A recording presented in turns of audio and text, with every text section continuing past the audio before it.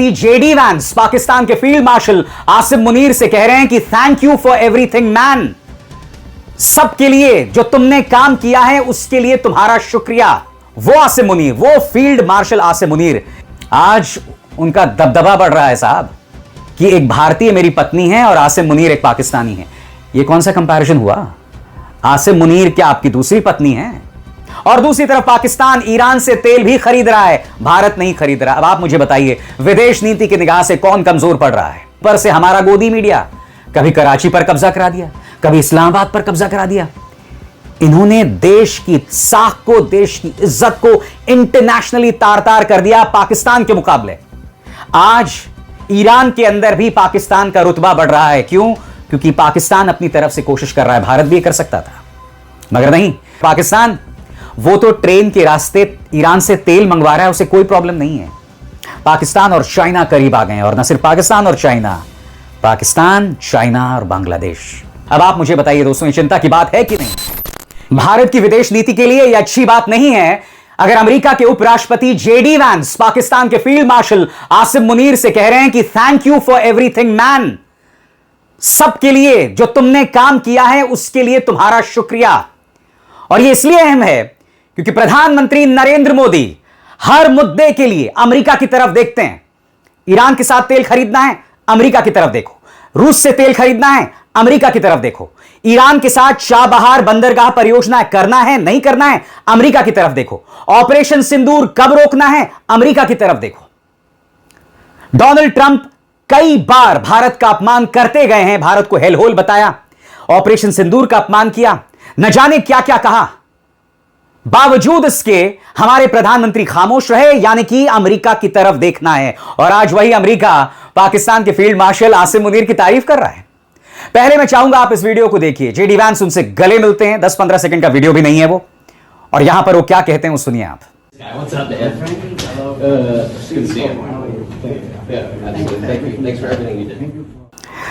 अब आप कह सकते हैं कि भाई पाकिस्तान की तारीफ कर दी तो क्या हो गया? ध्यान से सुनिए मैं क्या कहने वाला हूं। मुद्दा यह नहीं है, मुद्दा यह है कि पिछले 12 सालों में सरकार ने, पिछले 12 सालों में भारत की विदेश नीति को पूरी तरह से पाकिस्तान सेंट्रिक कर दिया था। इसका आगाज 2014 से हुआ था, जब इस सरकार के मंत्री ये कहते थे कि अगर प्रधानमंत्री नरेंद्र मोदी की आलोचना करना है तो पाकिस्तान चले जाओ। इस सरकार का प्रचार तंत्र कहता था, जब भी आप प्रधानमंत्री नरेंद्र मोदी की आलोचना करते थे, देश के अंदर कुछ बुरा चल रहा था, उसकी बात करते थे, तो कहते थे जाओ पाकिस्तान चले जाओ। जो भी घटनाक्रम होता था सरकार के खिलाफ, उसे पाकिस्तानी साजिश बताई जाती थी। इसका मतलब क्या हुआ? यानी कि हमने अपनी पूरी रणनीति को, अपनी पूरी स्ट्रैटेजी, विदेश नीति को पाकिस्तानी सेंट्रिक कर दिया। हम पाकिस्तान के साथ कंपटीशन करने लगे। अब अमेरिका जो मर्जी कर दे, हमारे 3 नागरिकों को मार दे, तब भी प्रधानमंत्री ट्रंप के सामने बैठते हैं, एक शब्द नहीं निकलता इस मुद्दे को लेकर। इंडियन ओशन में टॉर्पीडो के जरिए अमेरिका हमला कर देता है और पूरी तरह से खामोशी बनी रहती है प्रधानमंत्री की तरफ से। और याद कीजिएगा, डोनाल्ड ट्रंप ने एक इंटरव्यू में क्या कहा था कि मेरे पसंदीदा नेता मोदी हैं। क्यों? इसलिए कि इससे पहले भारत हम पर अनाप शनाप पैसे जो है वो चार्ज करता था, मगर जब से मोदी आए हैं हालात बदल गया। यानी कि भारत की नीति अमेरिका को लेकर कमजोर और सॉफ्ट हुई है, जिसमें शायद भारत को भी नुकसान हो रहा हो। यह बात डोनाल्ड ट्रंप ने एक इंटरव्यू में कही थी। यह एक हकीकत है और उसे हम मोड़ नहीं सकते। आज पाकिस्तान 2 चीजें कर रहा है दोस्तों। वो आसिम मुनीर, वो फील्ड मार्शल आसिम मुनीर, जिन्हें हम जिम्मेदार बताते हैं पहलगाम आतंकवादी हमलों के लिए, आज उनका दबदबा बढ़ रहा है साहब। याद कीजिए जेडी वैंस ने क्या कहा था कल की बातचीत में, कि मैं भारत और पाकिस्तान दोनों के करीब हूं, और कैसे कंपैरिजन किया था कि एक भारतीय मेरी पत्नी है और आसिम मुनीर एक पाकिस्तानी है। यह कौन सा कंपैरिजन हुआ? आसिम मुनीर क्या आपकी दूसरी पत्नी है? मुद्दा यह है कि अमेरिका आज खुलकर पाकिस्तान की तारीफ कर रहा है, और दूसरी तरफ पाकिस्तान ईरान से तेल भी खरीद रहा है, भारत नहीं खरीद रहा। अब आप मुझे बताइए, विदेश नीति की निगाह से कौन कमजोर पड़ रहा है? सुनिए जेडी वैंस ने किस तरह से अपनी पत्नी को भारतीय बताया और फील्ड मार्शल आसिम मुनीर के पाकिस्तानी होने का जिक्र किया। यह अपने आप में निहायत ही हास्यास्पद है, मगर सुनिए क्या हो रहा है। His field marshal in Pakistan, Asim Munir, I will say that since Field Marshal Munir welcomed us with the Prime Minister in Islamabad. I have joked that I have two very, very important people in my life, an Indian and a Pakistani. The Indian is my wife, and the Pakistani is Field Marshal Munir. And I've probably talked to Field Marshal Munir more than I've talked to anybody else over the last 3 months.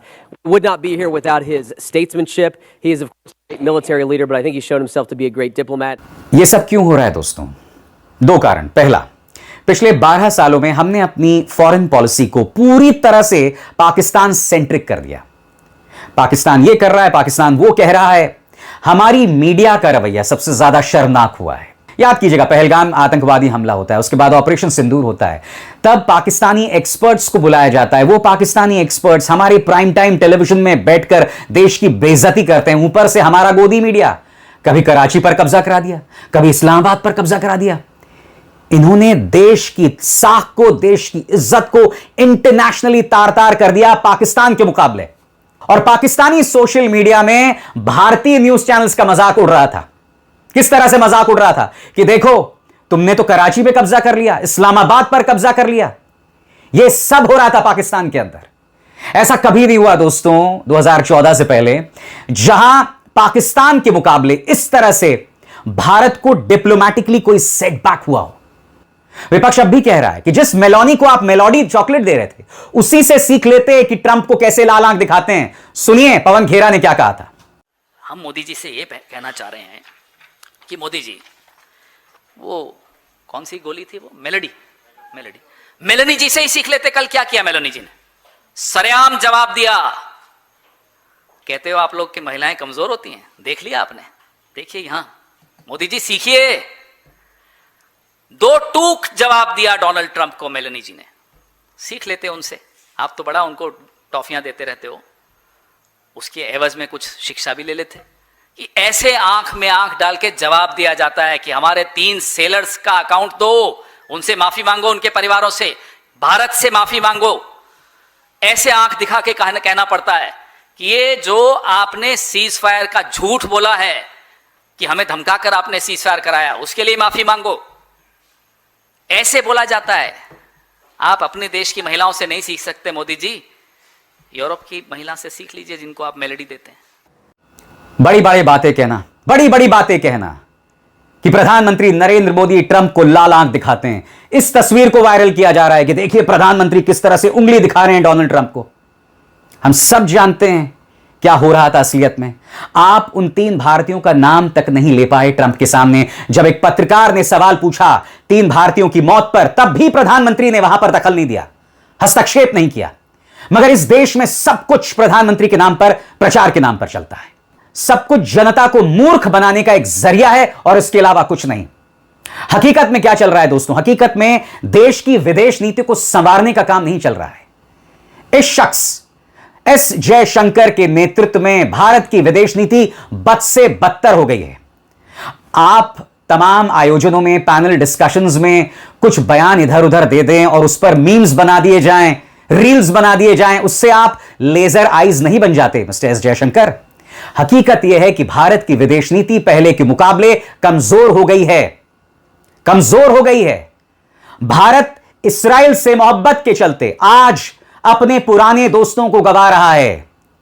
आज Iran के अंदर भी पाकिस्तान का रुतबा बढ़ रहा है। क्यों? क्योंकि पाकिस्तान अपनी तरफ से कोशिश कर रहा है। भारत भी कर सकता था मगर नहीं।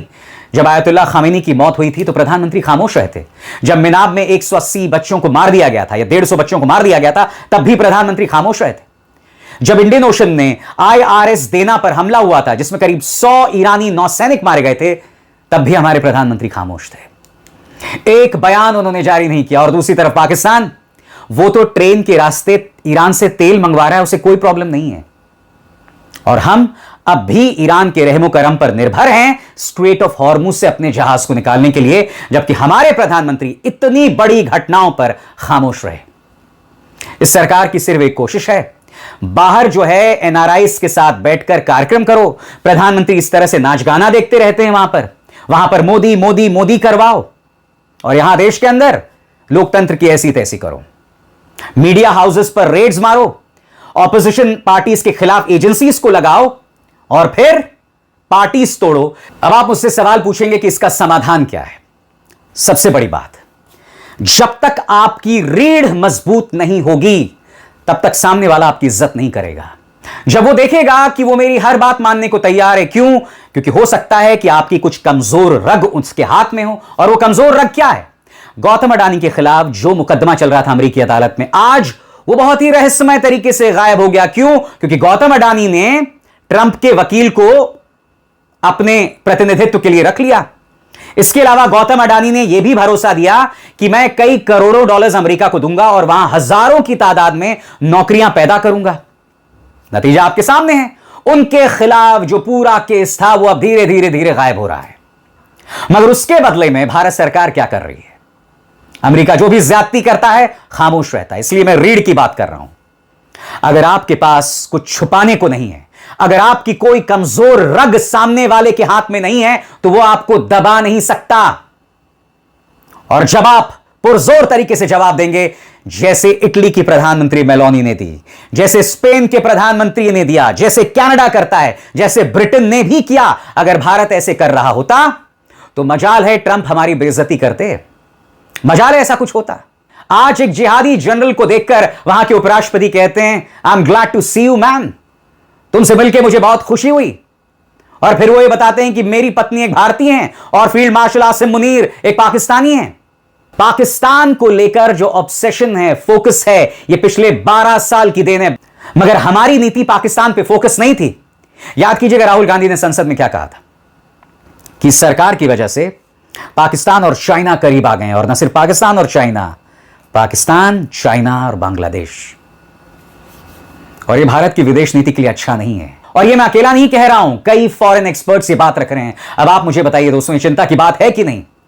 ये चिंता की बात है कि नहीं कि जेडी वैंस तारीफ करते हैं आसिम मुनीर की और ट्रंप के सामने हमारे प्रधानमंत्री नरेंद्र मोदी एक शब्द नहीं कह पाते हैं?